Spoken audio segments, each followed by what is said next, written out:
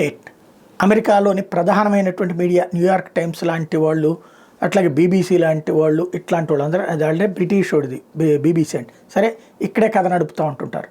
అట్లాంటి ప్రధాన సిఎన్ఎన్ లాంటి వీళ్ళందరూ ఒకటే, సోరోస్ నడిపిస్తుంటాడు. అట్లాగే సిఐఏ, ఎఫ్బిఐ వీళ్ళందరూ కలిసి ఉంటారు. ఓపెన్ సొసైటీ దీంట్లో కీ పార్ట్, అట్లాగే మైక్రోసాఫ్ట్, బిల్గేట్స్ వీళ్ళందరూ దాంట్లో పాత్రదారు.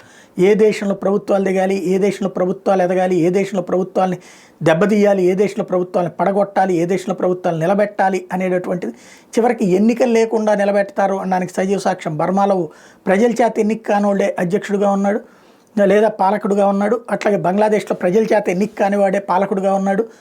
అట్లాంటి దరిద్రపు రాజకీయాలు నడపడంలో సిద్ధహస్తులైనటువంటి ఈ టీము ముందు ఏం చేస్తారు అంటే, దర్యాప్తు ఏజెన్సీలు వీళ్ళ ప్రధానమైనటువంటి గూఢచర్యంలో సబ్జెక్ట్ ఉన్నటువంటి ఎఫ్బిఐ, సిఐఏ లాంటి వాళ్ళతో ఇతర దేశాలకు సంబంధించినటువంటి అనుపానులు తెప్పించుకుని, రాజకీయ పరమైనటువంటి ఇష్యూస్ తెప్పించుకుని, తద్వారా ఆ రాజకీయ అంశాలని ఏం చెయ్యాలో వీళ్ళు డిసైడ్ చేశారు తప్పించి, వాస్తవం గూఢచర్యం అనేది ఎందుకు చేయాలి? తీవ్రవాదాన్ని కంట్రోల్ చేయడానికి చేయాలా, నక్సలిజాన్ని కంట్రోల్ చేయడానికి చేయాలా, ఆయుధ మాఫియాని కంట్రోల్ చేయడానికి చేయాలా, అట్లాంటిది ఏం చేయకుండా వీళ్ళు చేసినటువంటి దౌర్భాగ్యం అంతా ప్రపంచ దేశాల నాశనానికి వాడారు అన్నటువంటి అంశం మీద కీలకమైనటువంటి ఇష్యూ. దాన్ని దృష్టిలో పెట్టుకుని ఇప్పుడు ట్రంప్ టీం అధికారంలోకి వచ్చిన తర్వాత కొత్త సీక్రెట్ సర్వీస్ డైరెక్టర్ సియాన్ కరన్ 10 మంది సీక్రెట్ సర్వీస్ అధికారులకి తక్షణం రాజీనామా చేసి వెళ్ళిపోమని చెప్పి బలవంతపు రిటైర్మెంట్ ఇస్తున్నారు.